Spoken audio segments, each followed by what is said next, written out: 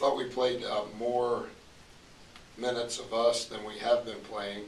I didn't think that we started great, had too many live ball turnovers early.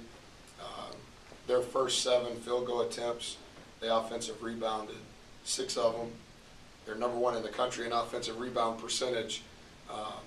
But, you know, after that sequence, I thought the rest of the way, I thought we played much better. I thought in the second half we were really good in a lot of ways. So I'm much pleased that we played more consecutive minutes of the way that we have to play. I thought Todd Mayo was the difference in the game. His defensive presence on 12, for a freshman in his 5th game of Big East play to guard the preseason player of the year, I thought he did superb. I thought defensively when we were small, I thought we were really good with our full court pressure. I thought we handled their ball screens much better because we struggle when Devontae gets too far extended. So I thought we were able to hang in there in a grinded up game and a much slower game. I thought Junior was really good, delivering the ball on time, on target. So we're thankful for the victory. So 3-quarter press, big for you guys? Well, I thought it caused some issues in the first half, and then I thought there in the second half, I thought it was even better. You know, again, we work on a variety of zone presses in the full court, not necessarily always back to a zone in the half court, but we have to be careful without Chris and with Devontae. Anytime the floor gets lengthened, that's not going to go into Devontae's favor. And if you think about when we were playing small, you know, we are small in size, but we're long in athleticism and long in speed. And I think we have to utilize that to our advantage. And I thought with them, what we were doing in the full court pressure, I thought our guys did really good with that. Outside of Gibbs, though, the ball handlers were suspect. When did you decide that it was just time to let them loose and get after? Well, again, I think if you, I wouldn't say the entire time were we in full court pressure when we were small, because I know that there were some possessions with Devontae in there, but they're a different team. I mean, they're missing an all-conference guard, and so not only are they missing him, but the responsibility that has to be shared by the rest of their perimeter core, that's hard to absorb. And so that puts a lot of pressure on Ashton Gibbs, but it also puts a lot of pressure on the rest of those guys. And so I thought that our full court pressure did cause them some problems.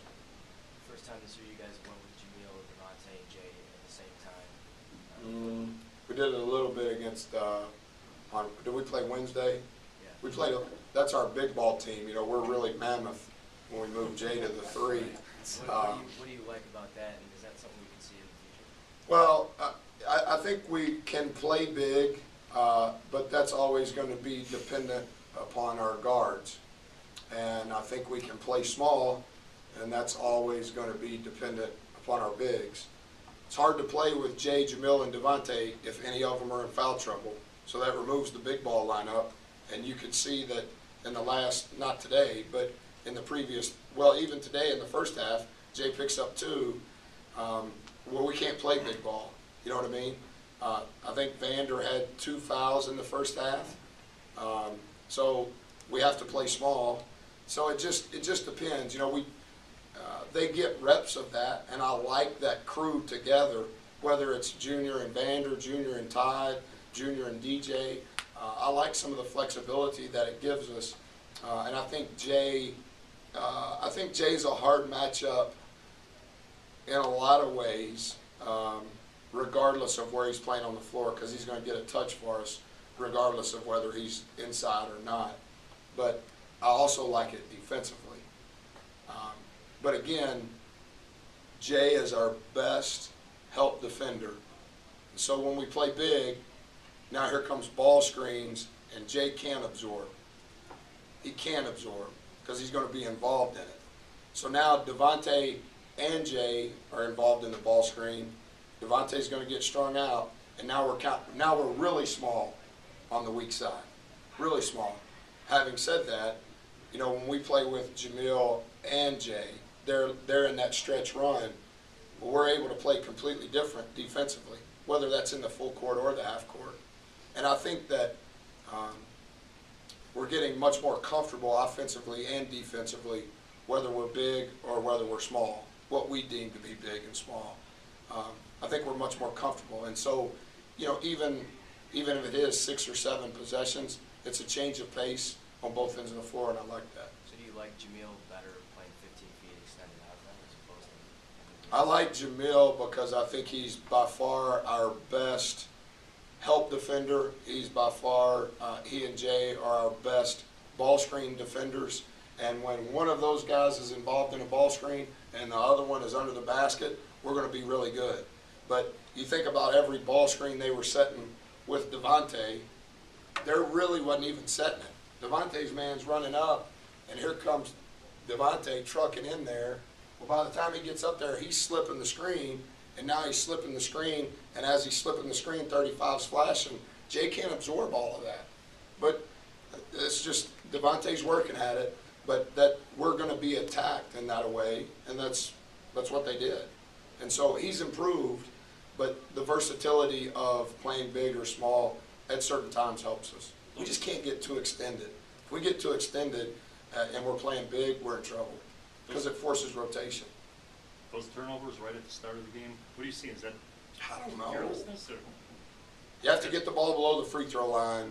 It doesn't matter if it's man or zone. If they're in zone, when the ball gets below the free throw line, it's going to collapse. And like I told our guys, whenever that was, I guess it was the second media timeout, may have been the first one. Guys, we've played like the last 90 out of 100 minutes against a zone. Everything's fine. Get the ball below the free throw line. You have all those live ball turnovers, and all of them are occurring above the free throw line. And some of it was our guys trying to be too unselfish. Drive it, force help, and we're trying to dump it in the alley, and the guards are collapsing. They're playing it pat. They're collapsing and getting those, and so we can't. I think that, when you look at our offensive numbers, we're in the top 20 nationally in assist-to-turnover ratio. 65% of our baskets are assisted. That's outstanding. All of our offensive numbers are really good. We force teams into 17 turnovers a game. That's not great, but it's above average. The thing we've got to minimize is our turnovers. Some of our turnovers are too careless. And so if we could shave 2 or 3 off of that, that would definitely help us. You talk about paint touches, paint retouches. Did your team get a little impatient from time to time and fall in love with that 3-shot a little too much when that zone varies in? I thought we did in the first half. Obviously it was a slow possession game. Our paint touch numbers relative to the possessions were good. One of the things we've been talking about is not just paint touches, but repaint touches. Once we get a paint touch, we're going to draw help, zone or man, pitching it, and then try to get another repaint. Especially like against St. John's, we were able to get multiple possessions of repaint touches because we could throw it in there to Devontae. I can't remember. I think we shot 10 threes in the first half and 10 threes in the second half. But in the first half, we shot 20 shots. In the second half, we shot 29 shots. Well, it's because we didn't turn the ball over quite as much. Was Junior sick today? I guess. He left with a garbage. Well, so, in a timeout, he's always to my immediate left. And Mello, who is an unbelievable kid, is standing behind Jay during a timeout. And Mello's hollering at me, "Coach, Junior is throwing up." I can't hear him, and I'm like, "What?" And he's like, "Junior's throwing up." And I look at Junior, and Junior is throwing up. Horn sounds, and I go to the official, and I said, "Hey, the kid's throwing up. We got a sub." I put Jamil in, so now DJ and Todd are our perimeter guys. That ain't good. We need somebody to initiate offense. We have a bad possession. I look at Junior, holler to put him in, and then that possession, they got to sub him out. He's throwing up again. And Homer asked me a while ago if he was okay. I haven't asked. I didn't have time to ask, Junior, we need you to play, you can throw up after the game. So I thought down the stretch he was big time. I thought Junior was big time. So I guess he had an upset stomach that I was unaware of. Coach Jamil came in and said that your defense runs your offense. Do you think that accurately describes it, your style of play? I think sometimes our best offense is our defense. During that run test, we had 8 consecutive stops. I think that translated into 11 points for us. So we're on an 11-0 run. Some of it was full court. Some of it was full court that shortened their possession that turned into a half court stop. So yeah, I agree with that. Those are kind of words that I use. What we can have happen is that we're waiting on our offense to dictate our defense. We can't become offensive sensitive.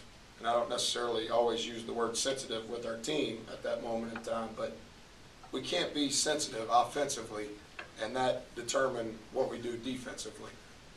We need to be the same defensively and see if that'll generate some offensive transition baskets. But regardless, we need to have a presence to what we do defensively. What's hard, particularly in the first half, if you have a live ball turnover, it's probably resulting in transition for them. Even if it's not transition, they're not playing against a set defense. And then when they're missing shots and they're getting offensive rebounds, again, they're not playing against a set defense. I think we offensive rebounded 6 of our final 10 possessions. That's the game. That's the game. And if you were to rewind and just look at the first 6 or 7 minutes of the first half, that's the game.